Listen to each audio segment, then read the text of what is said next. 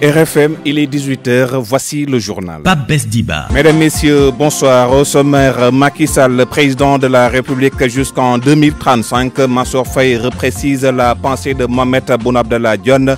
Pour le maire de Saint-Louis, le secrétaire général de la présidence de la République parle plutôt des projets déclinés à travers le PSE. Invite faite à l'église, Barthélémy Diaz persiste et signe. Pour lui, le clergé catholique doit se prononcer pour la libération de Guy Marius Sagna. Pour le maire de Mermoz-Sacré-Cœur, le débat n'est pas une question de religion. Coup de filet de la police à Louga, la bande de malfaiteurs qui attaquaient des maisons démantelées.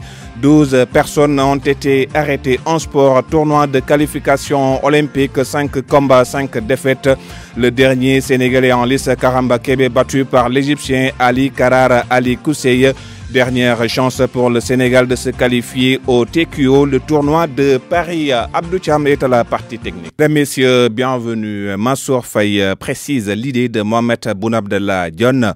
Le ministre du Développement communautaire estime que Macky Sall ne peut pas être au pouvoir jusqu'en 2035, mais c'est plutôt les projets déclinés à travers le PSE qui sont fixés à cette date. Mansour Faye réceptionnait les travaux de la phase 1 de Promoville dans la commune de Mbour et en même temps le lancement des travaux de la phase 2. Les détails avec Abdourahmane Diallo. Venu réceptionner les travaux de la phase 1 de Promoville dans la commune de Mbour, le ministre Mansour Faye reprécise les idées de Mohamed Boun Abdallah Dionne sur le supposé mandat illimité du président de la République. Le PSE, c'est horizon 2035 et nous sommes effectivement sur le tempo du PSE. Macky Sall ne sera pas le chef en 2035, ça c'est clair. Mais les programmes du PSE, effectivement, iront même au-delà de 2035. Le ministre du Développement communautaire, de l'équité sociale et territoriale vient de lancer les travaux de la phase 2 de Promoville. Financé par la Banque islamique de développement pour un montant de 6 milliards de francs CFA pour un linéaire de plus de à peu près, disons, 9 km. Au-delà même de la voirie, il y a ce qu'on appelle des équipements connexes, des formations d'assistance aux collectivités territoriales que Promoville apporte effectivement au niveau de ces entités. Un projet bien accueilli par les autorités locales de Mbour, Saliou Samb, président du conseil départemental de Mbour, et Fallou Silla, maire de Mbour. Les gens commencent à s'organiser. Par exemple, au niveau de 11 membres, il y a un comité de nettoyage qui est là.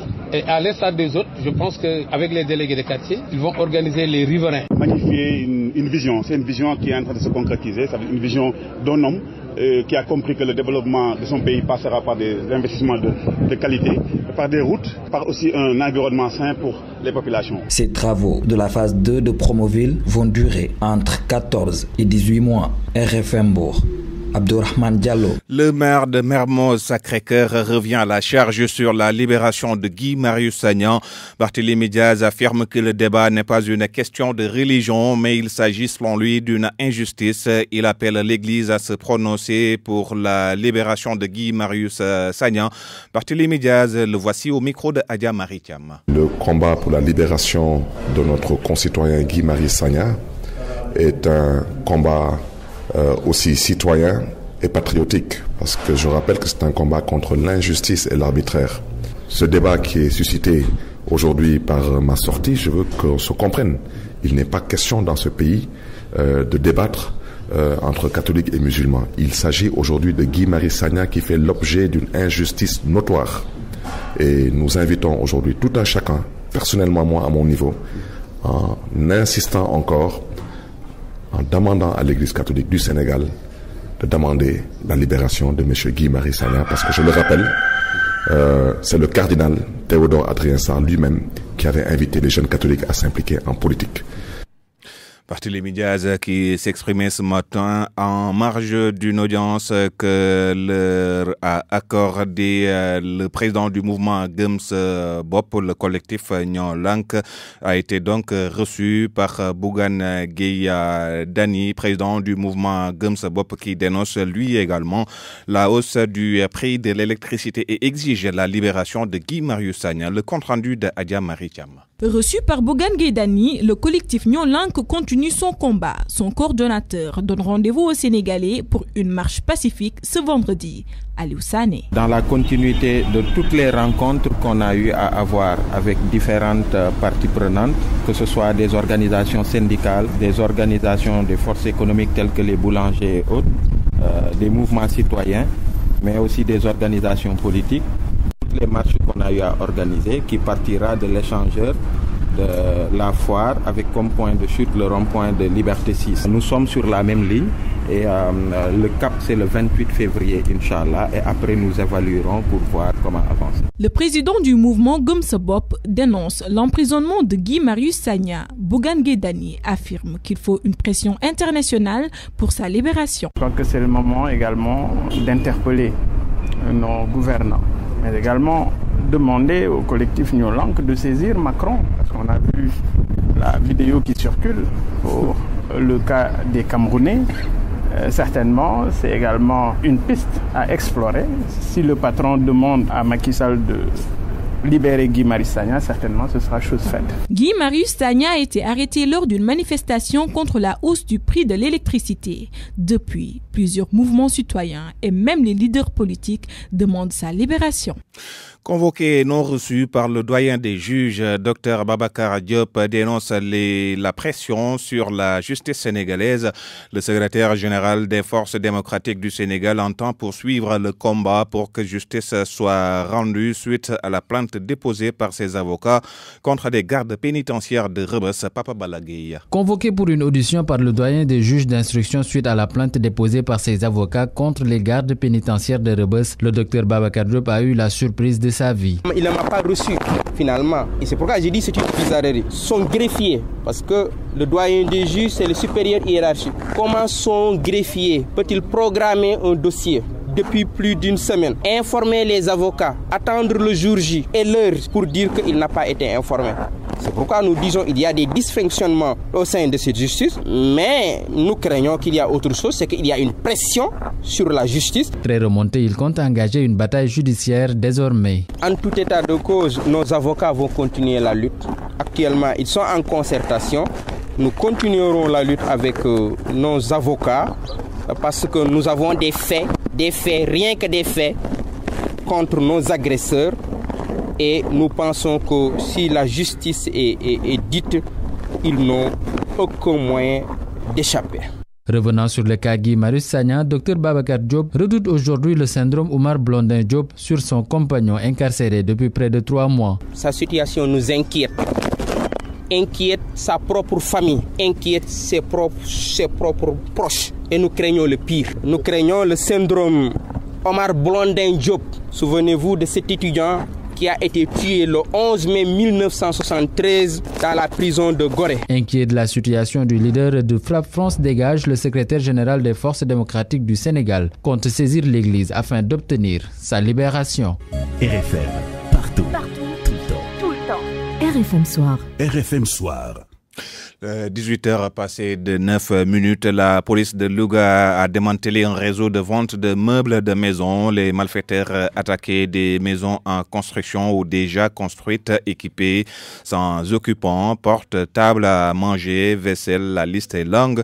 La police a déjà arrêté 12 personnes. Les détails avec Abraham Paul-Pouya. Tout a démarré à la fin de l'année 2019 et début 2020. Des plaintes des populations qui se plaignaient de vols, même mode d'opération, même cible, vol de meubles et d'autres équipements dans des maisons en construction ou déjà construites. Après ces plaintes, l'appareil de la police déclenché à l'arrivée 12 personnes arrêtées pour divers délits, vol, complicité, recel. Le commissaire de police Ladjor Sall retrace le système des malfaiteurs. Nous avons constaté qu'ils se faisaient passer pour des ménageurs ou même pour des ouvriers. Souvent, ils passaient par les balcons, défonçant les portes des salles de séjour pour ensuite accéder à l'intérieur des maisons et d'ouvrir calmement les portes centrales. Les malfaiteurs emportaient tout sur leur passage lors de ces vols. Et ce matériel-là a été trouvé entre leurs mains. Il s'agit de 46 portes en bois Djibouti, 13 portes de salon double battant en aluminium, 18 fenêtres en aluminium, une porte de salon en inox double battant, 3 lavabos, 4 chaises anglaises, une bibliothèque de salle importée, une table à manger importée,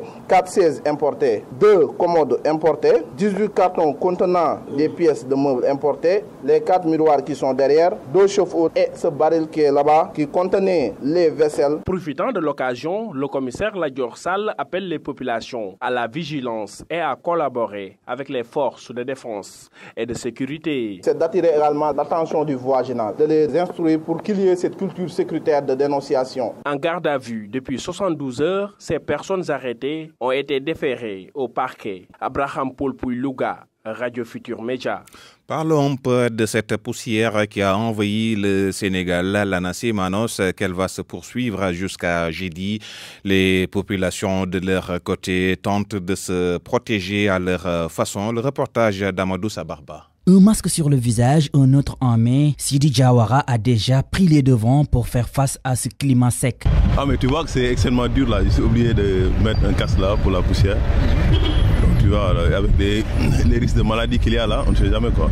Donc on est obligé de se protéger pour prévenir les maladies respiratoires. Trouvé à l'arrêt bus sur la VDN, Selbe Diouf a pris le col de son boubou pour se protéger contre ce climat. Elle dénonce également le manque de communication. Déjà, ceux qui sont des asthmatiques, etc., elles vont encore plus galérer.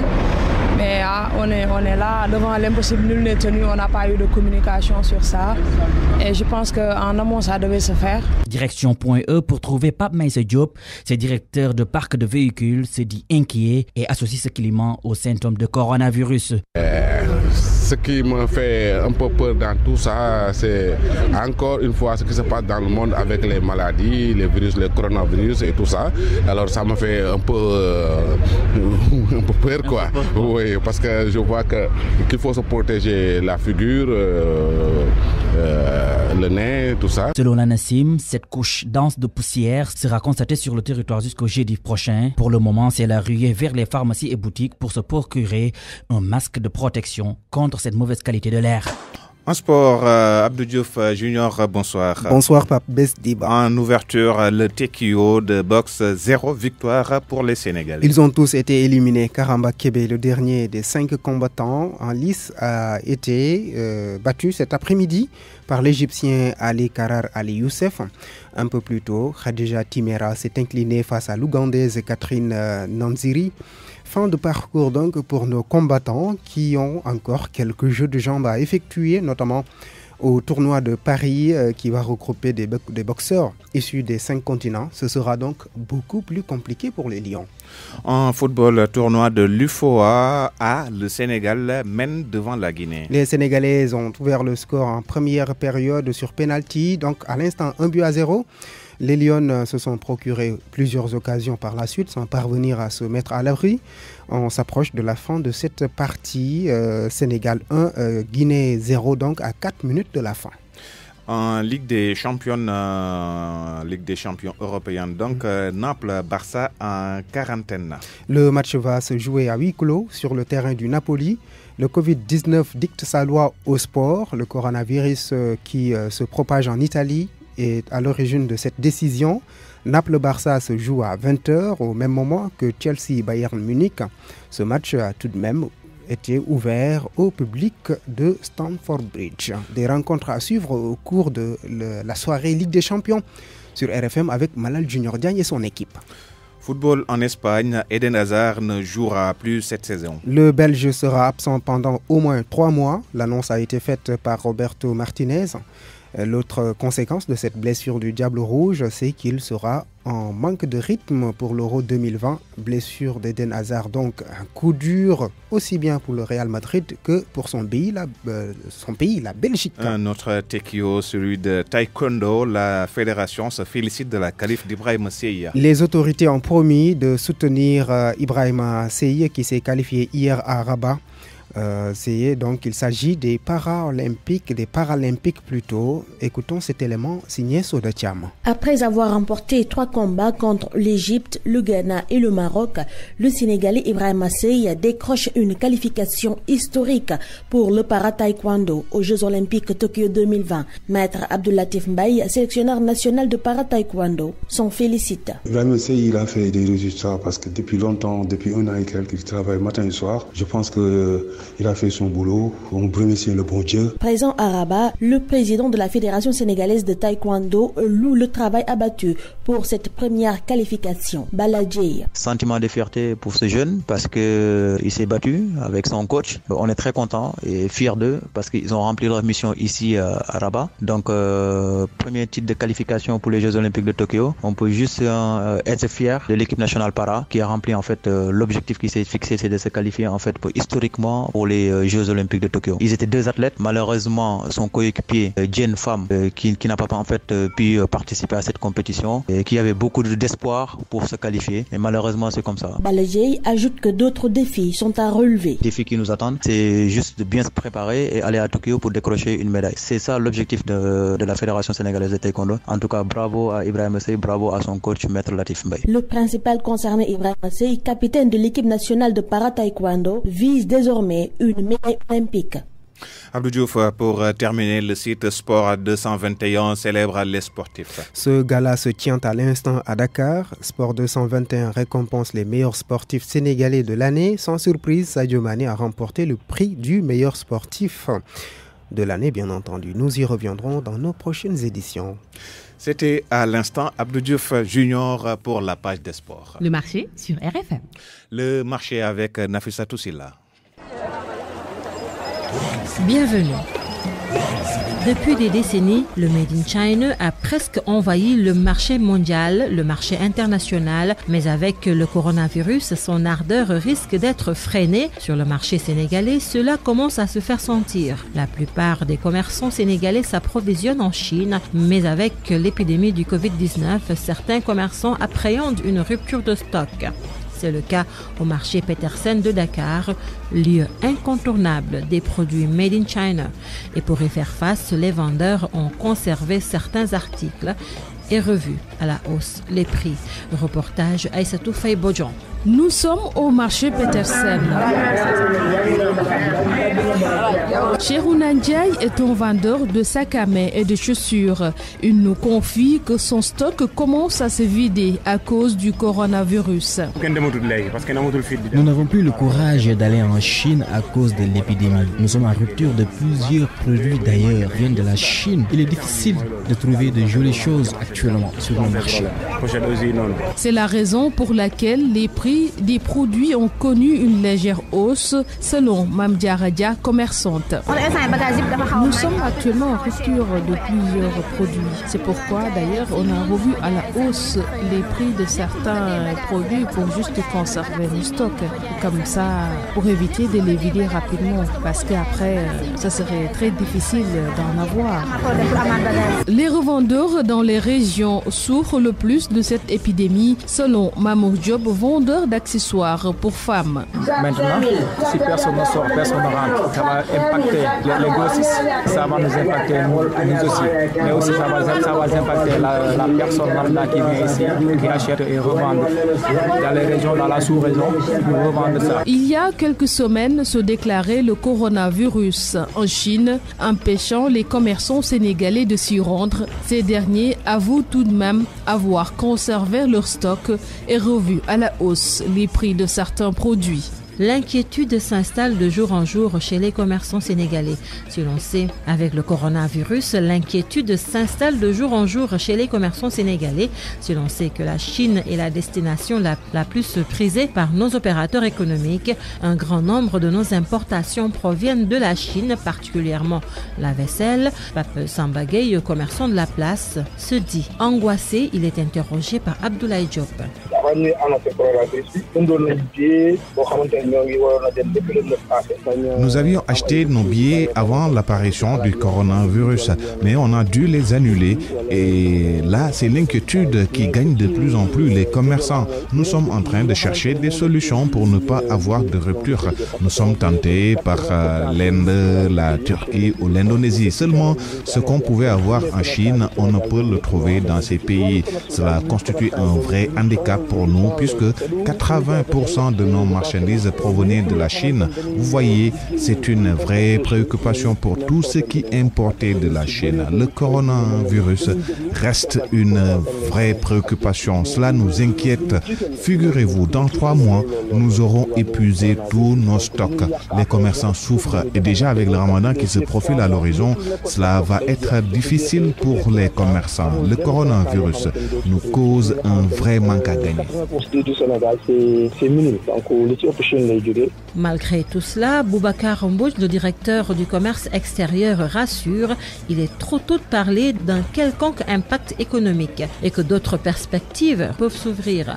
Nous l'écoutons avec Pape Balagueye. Pour le moment, il est très tôt de parler d'impact. Nous, en tout cas au ministère du Commerce, l'impact, on le mesure par rapport à la disponibilité des produits qui sont importés de la Chine, mais également par rapport à l'évolution de leur prix. Et par rapport à ces 2 paramètres, il n'y a aucune tension qui a été observée. Ces produits-là sont accessibles aux consommateurs et aux prix habituels. Maintenant, c'est vrai, l'épidémie a surgi il y a juste 2 mois. Et tout dépend maintenant de l'amplitude de cette crise et de sa durée. Il est annoncé que d'ici avril, l'épidémie sera éradiquée. Donc ce qui veut dire qu'après cela, il y aura des phénomènes de correction, c'est-à-dire il y aura une reprise, les entreprises vont accroître la production. Donc ça veut dire que si on est dans ce scénario optimiste que l'épidémie est maîtrisée et que très bientôt sera une sortie de crise, sur le reste de l'année, donc l'impact sera négligeable. Par contre, si ça persiste, ça peut justement avoir des impacts sur le Sénégal. Pour le moment, il n'y a pas de raison de paniquer. Et nos opérateurs économiques également, c'est vrai, ceux qui font leur marché en Chine, ils ont la liberté d'aller passer commande ailleurs. Il y a d'autres pays aussi avec qui nous avons la même structure des échanges que la Chine. Je donne l'exemple de la Turquie. Et nos opérateurs ont cette liberté-là d'aller. C'est tout pour le marché. Merci de l'avoir suivi. Merci à Aïssatou Faye-Bodjon, à Abdoulaye Diop et Pape Balagueye, à Hassan Diouf qui a assuré la mise en onde. Rendez-vous la semaine prochaine pour un autre numéro.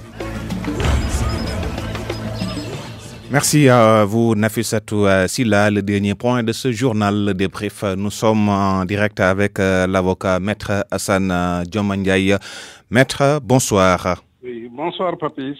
Nous parlons du cas de l'activiste Kémi Seba. Il a été interpellé dès son arrivée à l'aéroport Blaise Diagne de Diass dimanche. On ne comprend trop. Son nom est cité dans une affaire. Il a donc le droit de venir. Mais il y a à côté la mesure d'expulsion qui a été prise en 2017. Expliquez-nous cette situation. Oui, pour comprendre, effectivement, il faut circonscrire le contexte de l'affaire. D'abord, il a été jugé en première instance, il a été relaxé. Le parquet a interjeté appel. Et naturellement, l'affaire doit être rejugée en cause d'appel devant la cour d'appel de Dakar. Et nous savons que quand une personne est jugée, cette personne a le droit de comparaître à son audience, de se défendre. Et là, on parle de droit de la défense.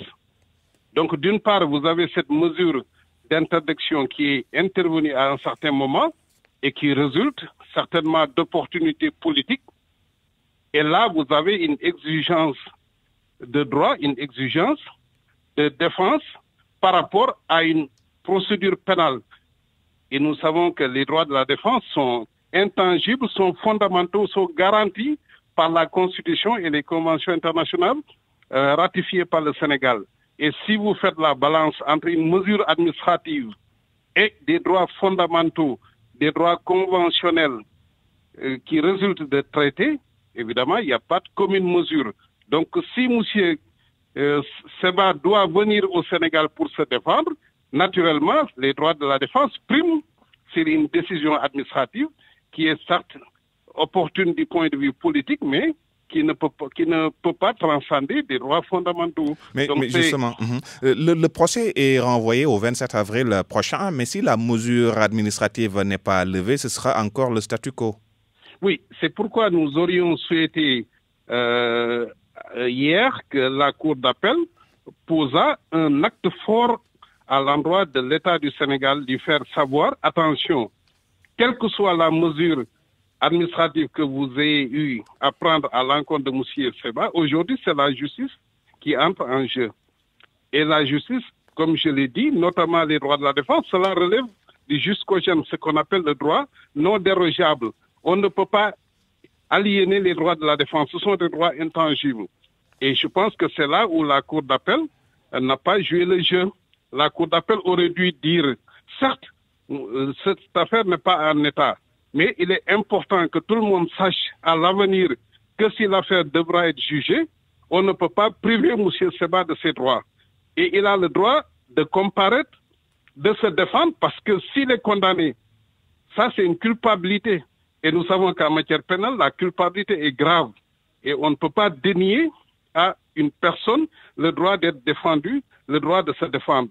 Malheureusement, la Cour a estimé que pour le moment, elle ne pouvait pas se prononcer. Et comme vous l'avez dit, le problème reste intact. Si aucune mesure n'est prise, demain, s'il débarque à l'aéroport, la police des frontières, la police de l'air va le refouler encore. Et là, on sera dans une situation où cette affaire doit être jugée, où M. Seba doit se défendre. La justice a besoin de l'entendre dans tous les cas.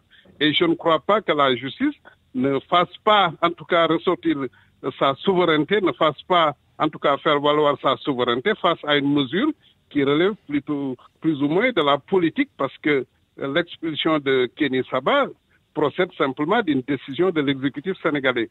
Donc, je pense qu'on a raté le coche et qu'on aurait dû, à partir d'hier, poser un acte qui serait un signal fort à l'endroit des autorités sénégalaises. Merci, maître Hassan Diomandjaye, avocat par ailleurs président de la Ligue sénégalaise des droits de l'homme à 18h passées de 27 minutes. C'est la fin de ce journal.